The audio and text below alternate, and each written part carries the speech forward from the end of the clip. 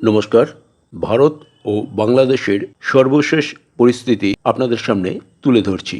ভারত বাংলাদেশ সীমান্তে 2 থেকে 3টে নতুন করে সামরিক ঘাঁটি স্থাপন করেছে। আজকে ভারতের মাননীয় মন্ত্রী শ্রী রাজনাথ সিং বাংলাদেশের প্রধান উপদেষ্টা মিস্টার ইউনুসকে পরিষ্কার করে বলেছেন যে ইউনুস যেন কথাবার্তায় লাগাম টানেন। ভারত বাংলাদেশ সীমান্তে যে পরিমাণে সামরিক তৎপরতা বাড়িয়েছে তাতে কোনো সন্দেহ নেই, বাংলাদেশে আওয়ামী লীগকে বাদ দিয়ে নির্বাচন করবার চেষ্টা হলে ভারত বাংলাদেশকে আক্রমণ করবেই করবে।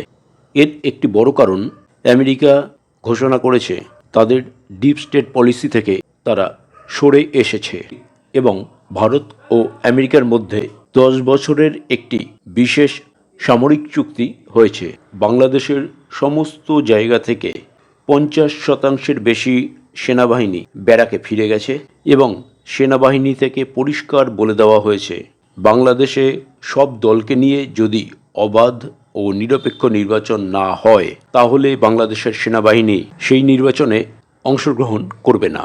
আগামী ফেব্রুয়ারি কেন, আমার মন বলে আরও 8-10 মাসের আগে বাংলাদেশের নির্বাচন প্রায় অসম্ভব। ইতিমধ্যে আওয়ামী লীগকে বাংলাদেশে সঠিকভাবে রাজনৈতিক কাজকর্ম করতে দিতে হবে, অন্যথায় ভারত ছেড়ে দেবে না। বাংলাদেশের মানুষ হাড়ে হাড়ে টের পেয়েছেন শ্রীমতী শেখ হাসিনাকে সরিয়ে তারা কত বড় ভুল করেছেন।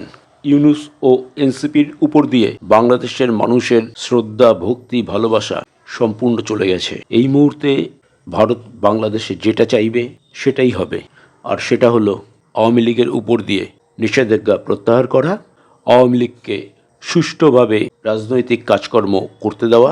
কোনো সন্দেহ নেই আগামী নির্বাচনে আওয়ামী লীগ ক্ষমতায় আসছেই আসছে। ধন্যবাদ।